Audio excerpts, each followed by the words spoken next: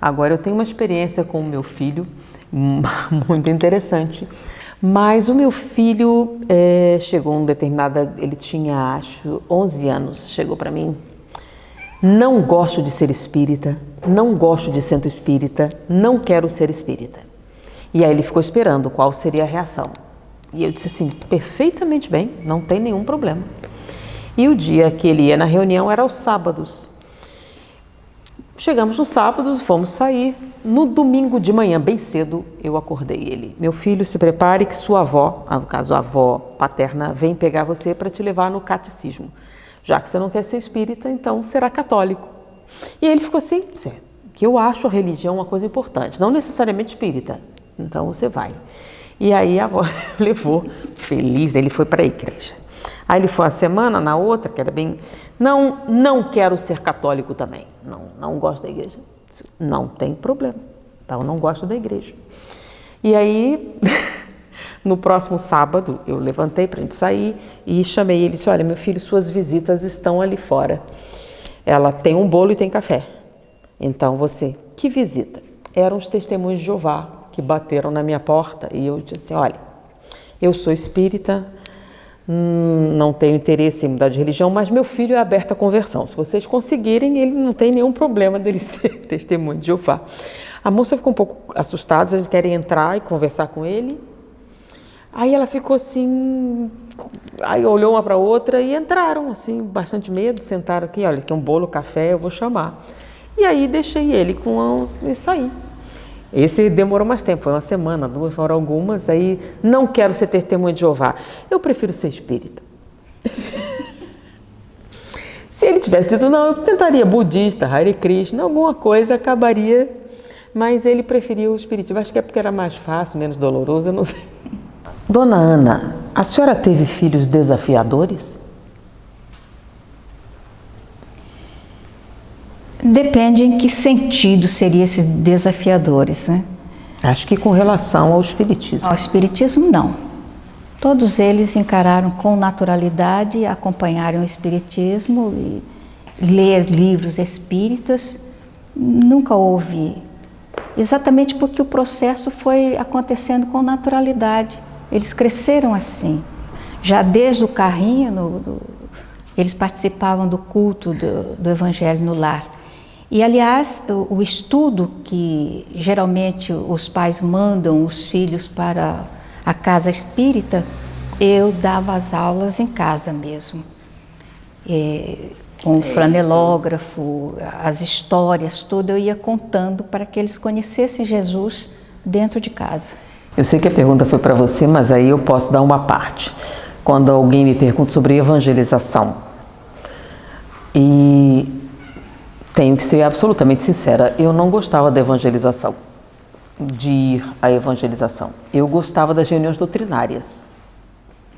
Então eu gostei muito mais de participar dos eventos para adultos do que para crianças. E aí eu reconheço que talvez o motivo seja as aulas em casa. Porque minha mãe contava a história todinha do povo hebreu. Aí os patriarcas, os profetas, e vinha vindo tudo, e chegava na época do Natal para contar o período. Então todos com bastante detalhes, e era uma coisa agradável. Uma lembrança significativa da minha vida era no Natal, era apagar as luzes, acender a árvore de Natal e minha mãe contar as histórias, né? Alguns livros que eu gostava muito, Maria de Scholen-Asch, vários casos de Jesus, e isso me encantava bastante. E marcante. Já a evangelização não trazia o mesmo retorno. E aí o questionamento é: como lidar com filhos desafiadores com relação à doutrina espírita? Se eles são desafiadores, eles devem ser também criaturas que têm vontade de saber. Então o melhor caminho seria nós procurarmos na bibliografia espírita as indagações que eles fazem e estudar com eles. O Livro dos Espíritos, ali onde a gente encontra a maioria das indagações que se faz, as respostas estão ali. Então pegar e convidá-los a conhecer também o Livro dos Espíritos para que eles trabalhem as suas interrogações com as respostas que os espíritos nos dão. Mas eu não vejo qual o problema do filho desafiador, né? Não é normal, não é isso que a gente espera dos filhos, que eles questionem? Que eles cresçam. Porque, com relação aos meus, eu me lembro de fazer um experimento. Quando questionaram algumas coisas, nunca foram muito questionadores, mas com relação à realidade ou não do espírito, eu me lembro de mostrar para eles uma experiência, a experiência do pêndulo. Eu tenho um filho testemunha aqui, mostrei ou não mostrei a experiência do pêndulo? E o que é um pêndulo? Aí, os internados... Um pêndulo é... Você pega uma coisa que seja pesada e amarra num fio fino, eu peguei um nylon, alguma coisa. Um pêndulo, na verdade, é uma expressão matemática. O que é um pêndulo? Um pêndulo é a amplificação de um movimento. Então, um pequeno movimento que você faz aqui, no final ele é amplificado. Essa é a característica do pêndulo. Bom, e a experiência foi a seguinte: é você fazer uma pergunta para o pêndulo e ele responder. Então, sim é um movimento reto e não é um movimento circular. Então, por exemplo, você perdeu seu óculos. Eu perdi meu óculos na sala, no quarto, isso, e o pêndulo responder corretamente. E várias outras experiências desse tipo. E a pessoa fica estarrecida com a realidade e o acerto do pêndulo. É um fenômeno paranormal. E meus filhos ficaram muito impressionados com o negócio do pêndulo, né? E como ele respondia. E disse, é paranormalidade? Não. É uma expressão do inconsciente. É algo perfeitamente normal. Não é nada paranormal. Como assim? O que é um pêndulo não é a amplificação do movimento? A gente fala muito de consciente e inconsciente, né? O inconsciente controla nossos movimentos involuntários. Você não consegue controlar seus tremores, os arrepios. Então, o seu inconsciente se expressa, mesmo que você não queira. Quem controla os movimentos voluntários é o consciente, mas os involuntários é o inconsciente. Então, você pode acessar o inconsciente dessa maneira. O que acontece? O inconsciente sabe a resposta e o pêndulo amplifica o movimento.